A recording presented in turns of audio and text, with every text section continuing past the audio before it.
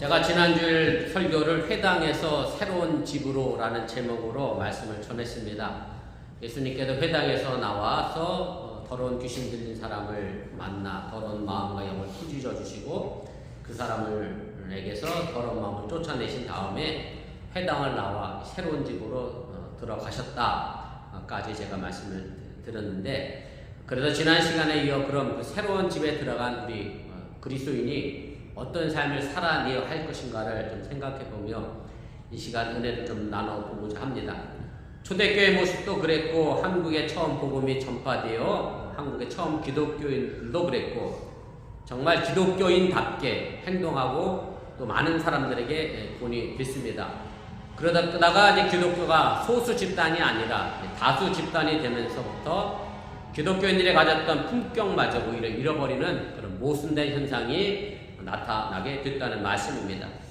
초대교회는 250년 동안 로마 제국에 의해서 엄청나게 잔인하게 무자비하게 박해를 받고 죽임을 당하며 순교를 했습니다. 그런데 순교자 한 명이 10사람의 신앙의 씨앗을 심어 열매를 남겨 그 전통 이어졌고, 결국 313년에 콘스탄티누스 황제가 밀라노 칙령을 발표하면서 기독교가 로마의 공식적인 종교로 인정을 받게 됩니다. 그런데 참으로 모순되게도 기독교가 모진 박해와 탄압을 받을 때에는 신앙의 순수성을 지켜냈고 그들의 영혼이 깨끗했는데, 기독교를 공식적으로 인정하고 더 이상 로마 정부로부터 박해와 탄압이 없게 되자, 그리고 로마 권력과 함께 가다 보니 신앙의 순수성을 지켜내지 못하고 세상의 권력의 흐름대로 타락을 하게 됐다는 말씀입니다.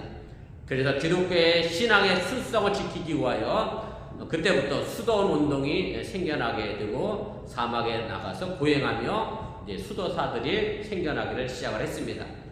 한국교회 초기 선교 때도 마찬가지입니다. 일제 치하에서 기독교는 민족을 깨우는 그런 정신이었고요. 우리 독립선언서에 33명의 민족 대표가 명단이 기록이 되어 있는데 그 가운데 16명이 기독교인이고 저희 감신 모교 출신도 7분의 목사님이 거기에 참여를 했습니다. 그때 당시 한국의 기독교 연구는 한국 전체 인구의 2%가 채 되지 않았습니다. 그런데 체포된 사람 중에 기독교인이 17.6%였고 그만큼 기독교가 한국 사회를 이끌어가는 종교였고, 양반과 천한 사람으로 나뉘었던 시절에 하나님 앞에서 모든 사람이 평등하다는 믿음을 가지고 정말 그대로 말 그대로 품격 있는 신앙생활을 해서 많은 사람들의 모범이 됐습니다. 그런데 지금 현 시대의 기독교 인구를 보면 미국의 기독교 인구는 약 64%라고 이야기합니다. 그리고 한국에서도 거의 4명 중에 1명, 25%가 기독교인이라고 부르는데, 그만큼 이제 기독교는 마이너리티가 아니라 주류 종교가 되어졌고 이 땅에서 그렇게 신앙생활을 하게 됩니다. 그런데 오히려 지금의 기독교는 제가 지난주에도 말씀을 드렸습니다마는 개독교라고 하는 욕을 먹고 있는 그런 상황이 됐습니다. 그만큼 기독교의 품격이 많이 떨어진 것은 우리가 부인할 수가 없습니다. 오늘 우리가 읽은 본문의 말씀은 예수님이 산에서 가르치신 설교 내용입니다. 잘 아시는 대로 우리가 이 설교를 가지고 산상설교, 산상수훈 혹은 산상보훈이라는 말로 표현합니다. 산상보훈이라고 하는 단어에서 보듯이 이 가르침은 예수님의 정말로 보물과 같은 가르침으로 우리 기독교인이 어떤 윤리적인 가치관을 가지고 행동해야 함을 아주 집약적으로 가르쳐주고 있는 그런 말씀입니다.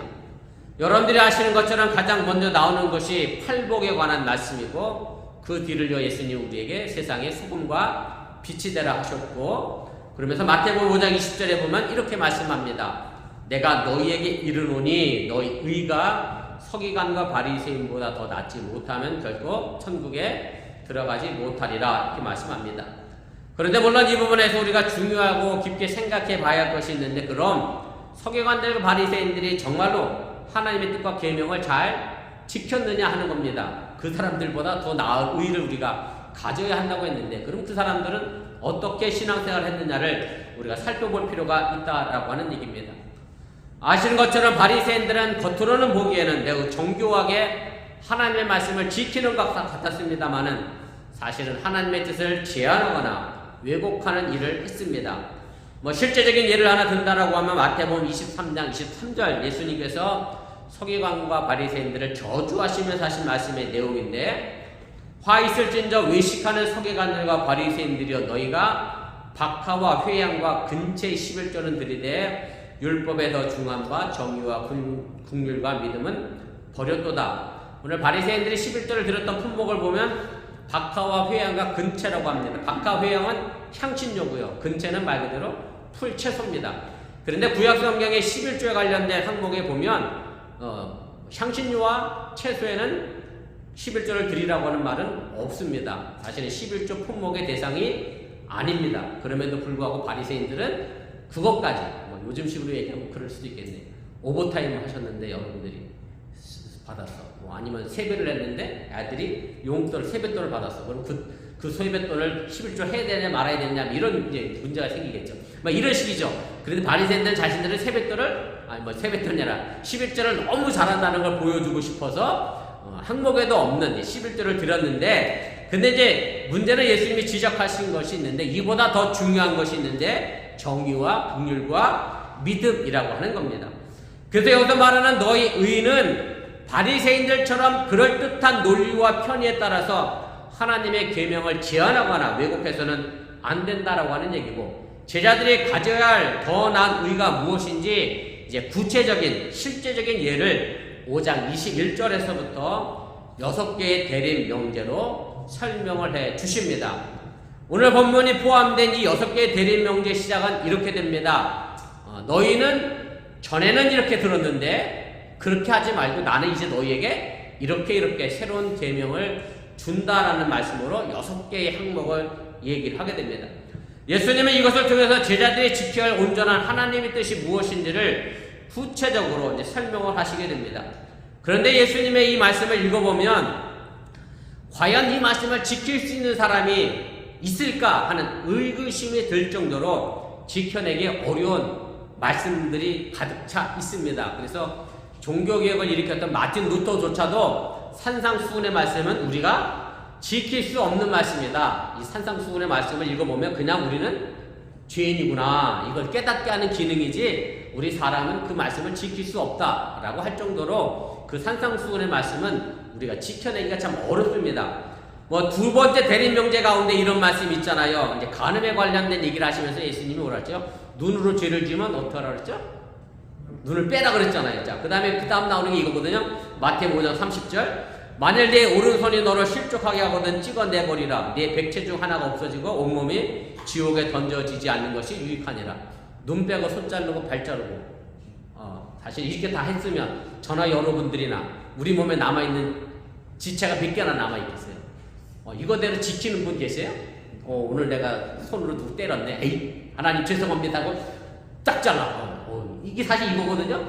사실은 우리가 하나님의 말씀을 보면서 우리가 삼가 조심해야 될 것 가운데 하나가 말씀을 문자적으로 지키는 것에 있어서는 여러분들이 굉장히 조심해야 합니다. 만약 우리가 정말로 예수의 말씀을 문자적으로 다 지키면 눈 빼고 손 자르고 발 자르고 다 해야 한다라고 하는 얘기고요.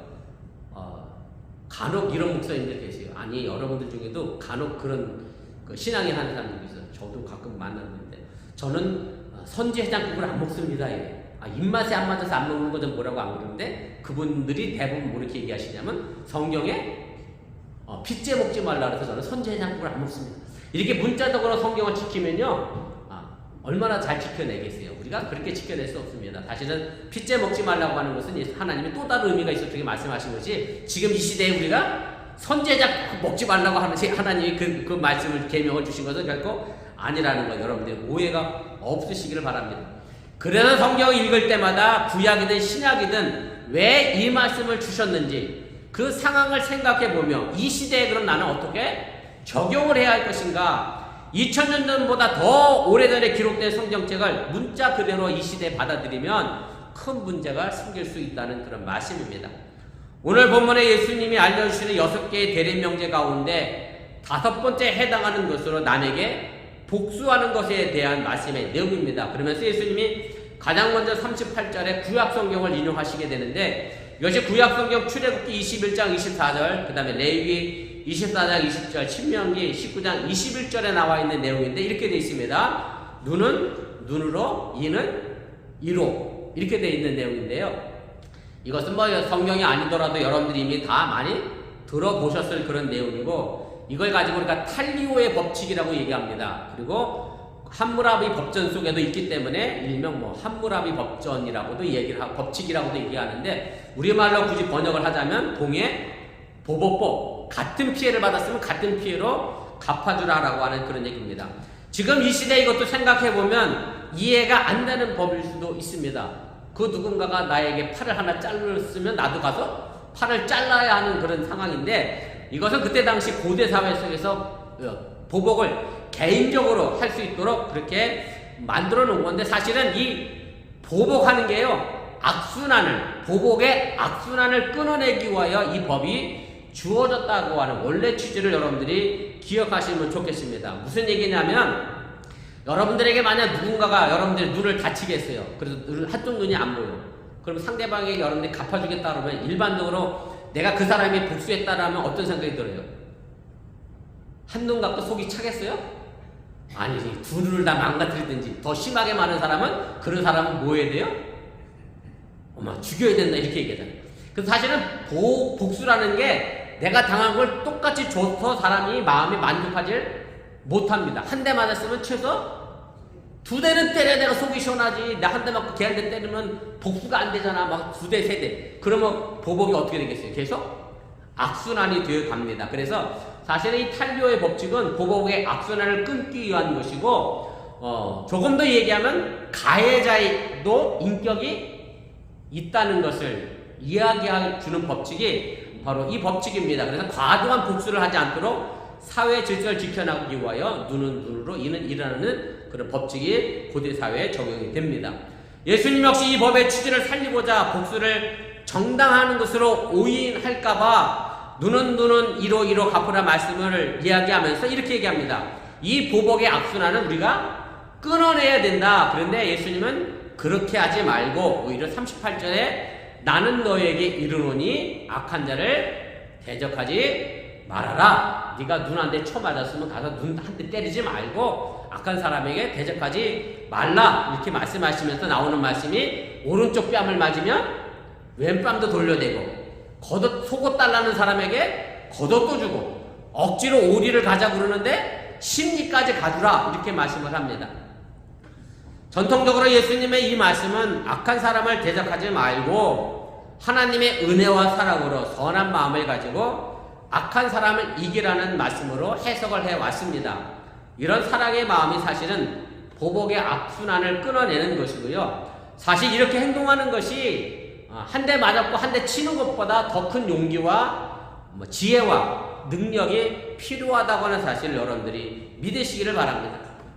그러나 이 말씀은 단순히 우리 기독교인들이 세상에 대해서 비굴하게 살거나 아무 대책 없이 그 사람을 무조건 용서해 주라거나 그냥 용서하는 것이 내 마음이 편해 하면서 바보처럼 살라는 말씀은 결코 아니라는 사실을 여러분들이 깨달으시기를 바랍니다. 이 말씀에 대해 감리교회 목사님이면서 미국 UMC 목사님이고요. 이미 고인이 되시긴 했습니다만 평화주의자셨던 월터 윙크라고 하는 목사님이 계신데 이분이 쓴 책이 하나 있습니다. 2013년도에 우리 한국에서도 번역이 됐는데 사탄의 체제와 예수의 비폭력이라고 하는 책을 쓰셨는데 이 말씀을 예수님의 시대 상황을 생각해보며 해석한 내용인데 저는 이 내용을 여러분들에게 소개하면서 이 시대를 살아가는 우리 기독교인들이 가져야 할 품격이 바로 이런 것이 아닐까라고 생각하면서 여러분들에게도 이 기독교인의 품격을 갖춰 나갈 수 있기를 주님의 이름으로 축원을 드립니다. 먼저 오른뺨을 맞은 사람에게 왼뺨을 돌려대라는 말이 있습니다. 이것처럼 참 한심한 사람은 어디 계세요? 내가 오른뺨 맞았는데 야 이거 왼쪽 쳐. 근데 여러분들 이걸 좀 생각해보면 이렇습니다. 여러분 아마 이 말씀 읽으면서 그냥 쉽게 읽어 넘어갈 것 같은데 예수님 당시에는 사람들이 주로 뭐를 썼겠어요? 왼손을 썼을까요? 오른손을 썼을까요? 오른손을 썼죠. 영어 표현도 그렇잖아. 오른쪽은 right잖아. 오른쪽이 옳은 거예요. 그래서 남을 때리려면 항상 뭐를 썼겠어요? 오른손을 썼어요. 근데 여러분 우리 장권사님하고 누가 마주보고 계신 거야? 누구 계시 옆에? 유정호 지사님이시죠. 유정호 지사 한번 오른손으로 오른밤 때릴 수 있나 한번 해보세요. 그렇게 돼야 돼. 손을 이렇게 꺾든지 아니면 정확히 하면 뭘로 때리면 돼요? 예, 손등으로 때려야 오른손으로 오른뺨을 때릴 수 있습니다.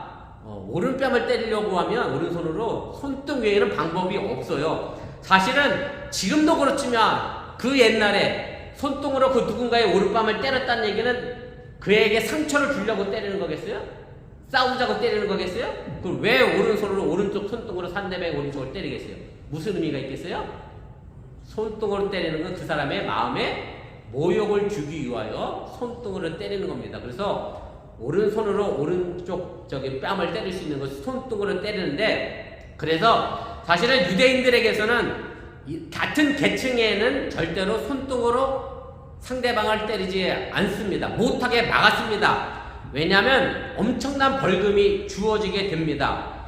그래서 노예를 때리기 위해서는 손등을 사용하는 데는 벌금이 주어지지 않습니다. 그래서 손등으로 상대방의 오른뺨을 때리는 것은 흔히 자기보다 열등한 사람에게 주는 경고의 수단으로 오른뺨을 때리게 됩니다. 다시 말씀드리면 집주인이 노예를 때릴 때, 그때 당시에 여자는 제가 그랬죠? 숫자에도 안 들어간다 그랬죠. 남편이 아내를 때릴 때, 아버지가 자식을 때릴 때, 남자가 여자를 때릴 때, 더 나가면 로마인이 유대인을 때릴 때 오른손으로 손등을 사용하여 오른쪽 뺨을 때렸다는 말씀입니다. 그래서 지금 여러분들이 2000년으로 돌아가서 예수님이 이 말씀을 전하실 때를 상상해 보시기 바랍니다. 이 말씀을 들은 사람들이 대부분 누구겠어요? 다 가난한 사람들, 정말 로마의 정부로부터 억압받던 사람들, 말 그대로 얘기하면 손등으로들 어디 쪽을 맞던 사람들이에요? 오른뺨을 맞던 사람들이에요. 정말로 억울하게 비인격적인 대우를 받으면서, 신분의 차별로 인하여 비인간적인 대우를 받으면서, 계급과 인종과 성별과 신분의 차별로 인하여 자기가 억울함을 당하면서도 꾹 참고 살아가는 사람들에게 예수님이 이 말씀을 들려주셨습니다. 그런데 이렇게 모욕을 당한 사람에게 예수님은 왼쪽 뺨을 돌려대라고 말씀합니다. 이것도 여러분들이 좀 상상해 보시면 될 것 같아요. 자, 왼쪽 뺨을 돌려댔는데요. 이렇게 하면 어떤 일이 벌어지느냐면, 왼쪽 뺨을 돌려대면 오른손으로 때리려고 하면 어떻게 되겠어요? 제대로 이제 때릴 수 있겠죠. 왼쪽 뺨을 돌려대니까. 그러면 오른손으로 왼쪽 뺨을 때리게 되면 손등으로 못 때리잖아요. 그럼 같은 급이 돼버리는 겁니다.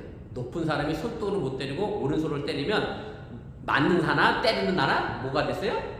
동급이 돼버립니다. 그래서 사실은 왼뺨을 돌려대면 누가 당황스러울까요? 때린 사람이 당황스러운 거예요. 주인이 노예를 손등으로 오른뺨을 때렸는데 노예가 왼뺨을 돌려댑니다. 그러면 누가 당황스럽냐면 노예가 아니라 오히려 이 주인이 당황스러운 거예요. 그래서 노예는 속으로 그러겠죠. 쳐봐라 그래. 너가 나 치면 너나 나나 뭐가 된다? 동급 된다. 같은 계층이 된다. 그러니 한번 때려봐라. 네가 나를 모욕하지만 나는 그 모욕에 당하지 않는다. 라면서 왼뺨을 돌려대라. 너는 내 품격을 절대로 떨어뜨리지 못한다라는 마음으로 예수님은 왼뺨을 돌려대라고 말씀하고 있음을 여러분들이 기억하시면 좋겠습니다.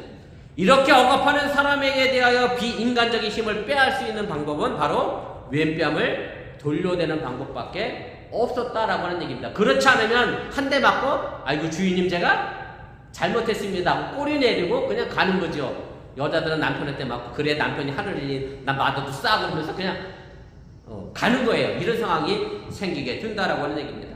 예수님이 가르쳐주신 이 첫 번째 말씀은 모든 인격을 말살하고 말 그대로 비인간하려고 하는 상황을 그대로 받아들이지 말고 나도 존귀한 사람임을 알려주는 그런 말씀입니다.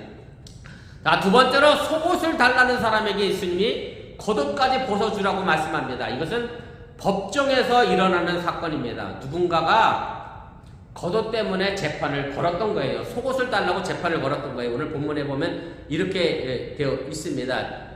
제가 읽어볼게요. 40절인데 또 너를 고발하여 속옷을 가지고자 하는 사람에게 겉옷까지 벗어주라는 얘기예요.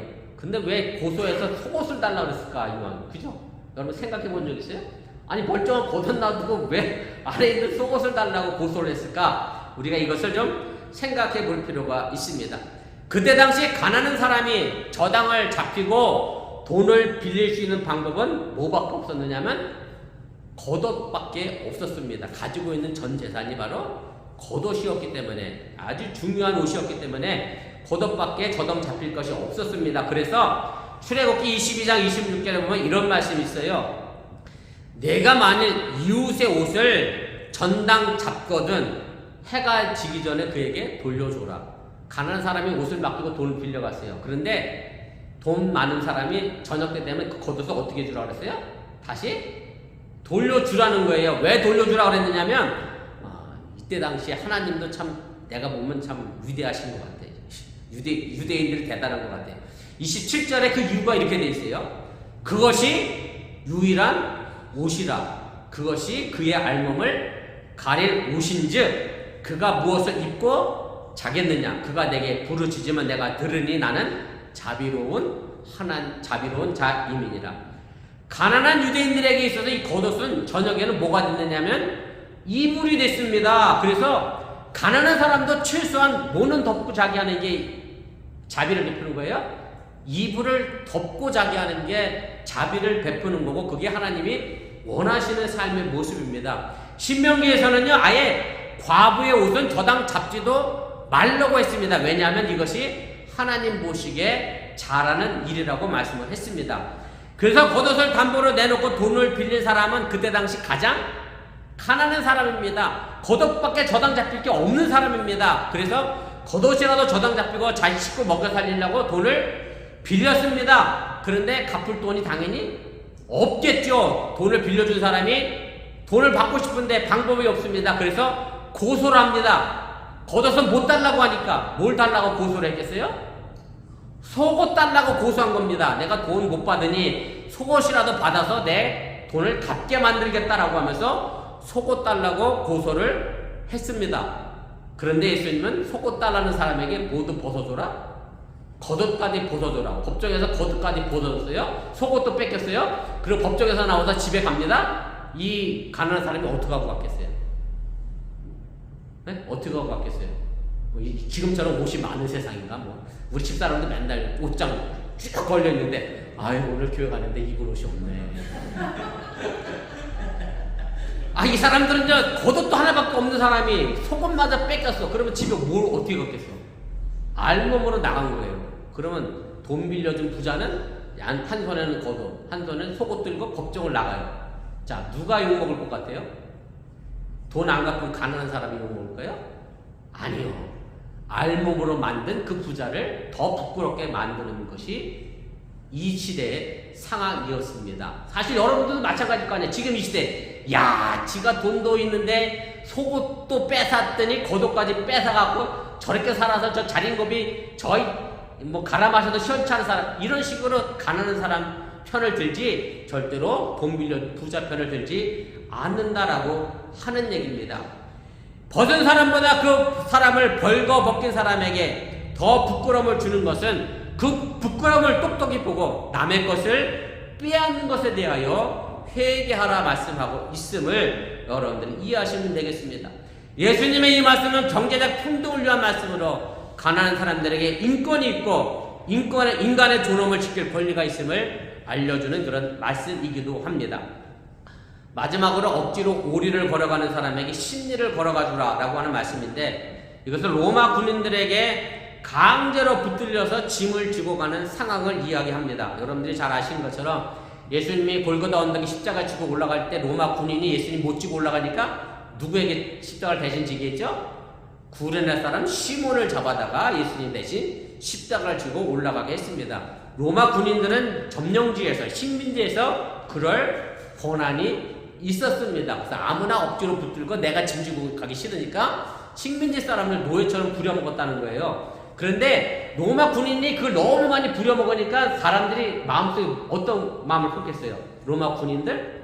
나쁜 놈이 되는 거죠. 로마 정부에 대해서 원한을 갖게 되죠. 그러니까 그것이 뭐가 되느냐면 밀란을 일으킬 빌미를 제공하게 되는 거예요. 그래서 로마 정부가 군인들에게 그런 권한을 줬는데 엄격하게 거리에 마일수를 제한을 했습니다. 영어 성경에는 1마일로 나와 있거든요. 짐을 억지로 치고 어디까지는 갈 수 있어요?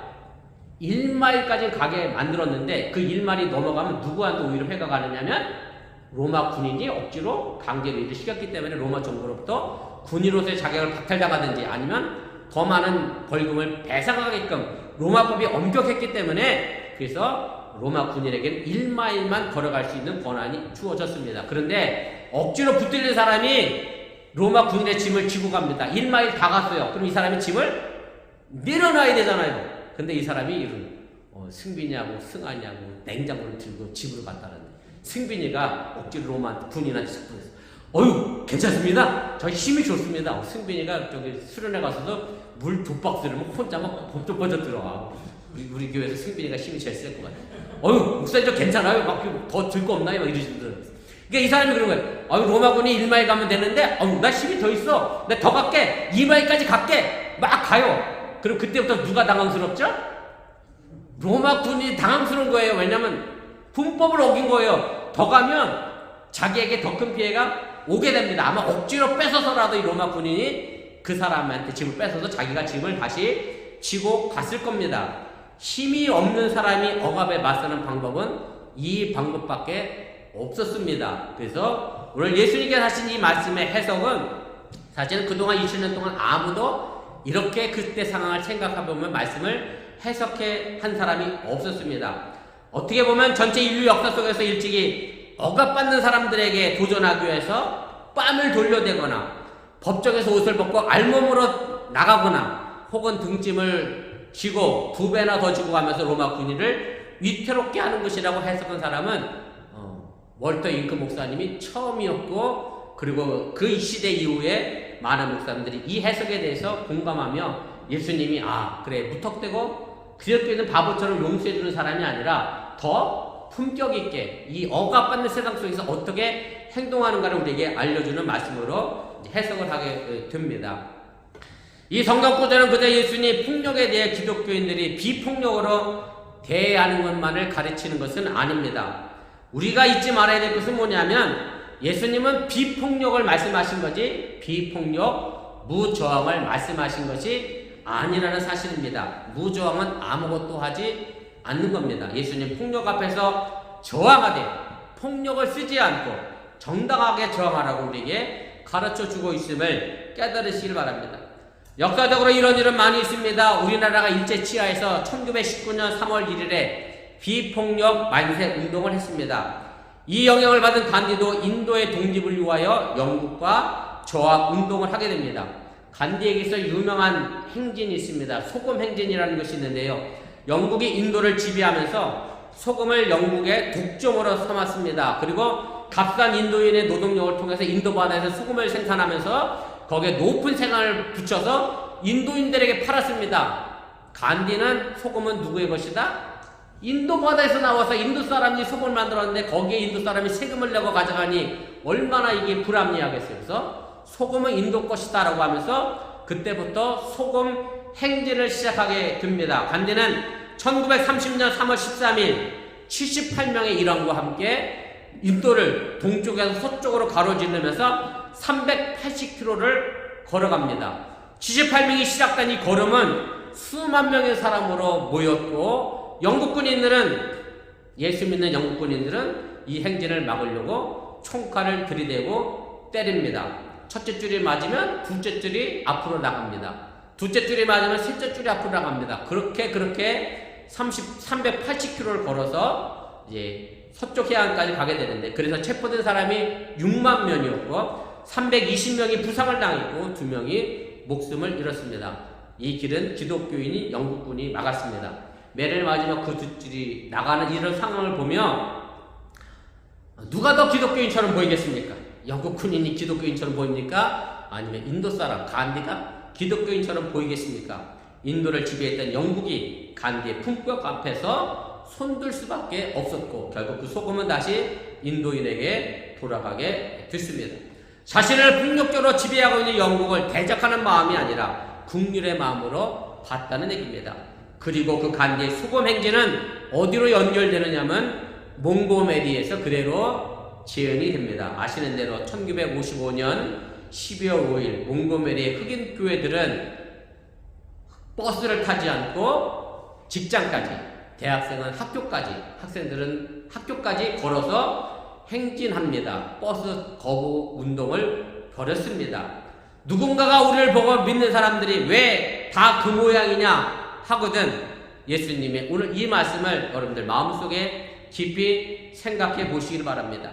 세상이 우리 기독교인들을 가만히 두지 않고 이 모양 저 모양으로 괴롭히고 힘들게 한다면 무조건 참아주고 받아주고 인내하는 모습보다 더 큰 용기와 지혜를 가지고 기독교인의 품격을 여러분들이 보여줄 수 있기를 주님의 이름으로 간절히 부탁을 드립니다. 바로 이런 진지한 기도와 묵상이 로마서 12장 21절에 사도 바울이 얘기했던 것처럼 선으로 악을 이기는 길임을 여러분들이 믿으시기를 바랍니다.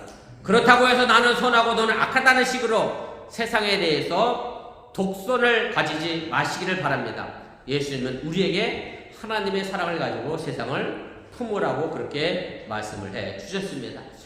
제가 실제 사건 이야기 하나 하고 제가 오늘 말씀을 좀 정리하겠습니다. 제가 중학교 때 기술 선생님이 계셨습니다. 우리 시대는 뭐 선생님이 애들 때리는 거는 뭐 다반사였으니까 그러려니 하던 시대였으니까 그분은 항상 박달나무로 야구 방망이 모형을 요만한 걸 갖고 다니셨어요. 그래서 애들이 떠들거나 장난하거나 그러면 그걸로 머리를 항상 때렸어요. 지금 머리 때리면 학교에서 어떤 일이 벌어질까요? 그래서 큰일 나죠. 근데 이 때려놓고 이게 더 비인간적인 게 뭐냐면 이 선생님은 때리잖아요? 그럼 물어봐. 아프냐? 그럼 뭐라고 대답하겠어야 돼요?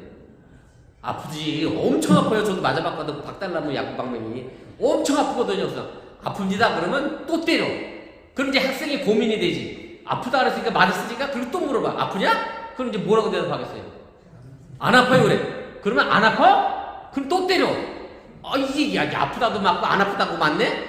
그러면 이제 또 물어봐. 그럼 뭐라고 대답해야 되겠어요, 이제는? 고민스럽죠? 저도 맞고 엄청 고민스러워서 뭐라고 대답해야 되는지. 근데 먼저 맞은 애들 보니까 다 이렇게 같아요. 보통입니다.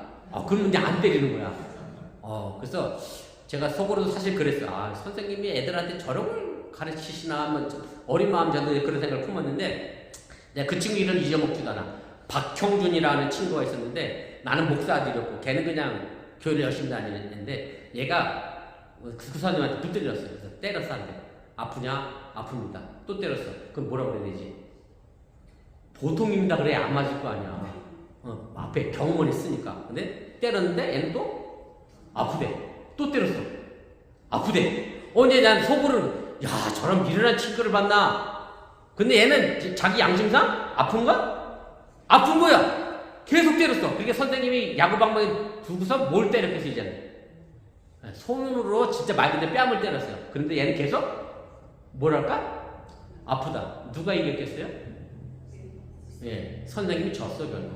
그리고 그 선생님 그 이후로 다시는 아프냐 묻고 때리지 않아요. 그리고 그 친구 이름을 아직도 잊어먹지 않는데 목사 아들이면서 제가 그래서 그 광경을 보면서 저게 어떻게 생각하면 참 미련해 보이는 것 같지만 결국 그 친구가 이겼는데 예수님이 오늘 우리에게 주시는 이 폭력 앞에 우리 기독교인들이 무조건 비폭력으로 받아들이라고 하는 그런 의미가 아니라 저는 월드 잉크 목사님의 이 해석이 어느 정도 일가 있는 해석이라고 생각합니다. 우리 기독교인들이 이 세상에 대하여 예수님이 그런 말씀하셨잖아요.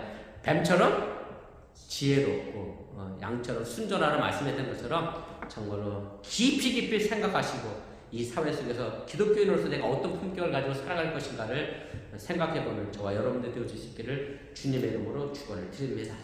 잠깐 말씀을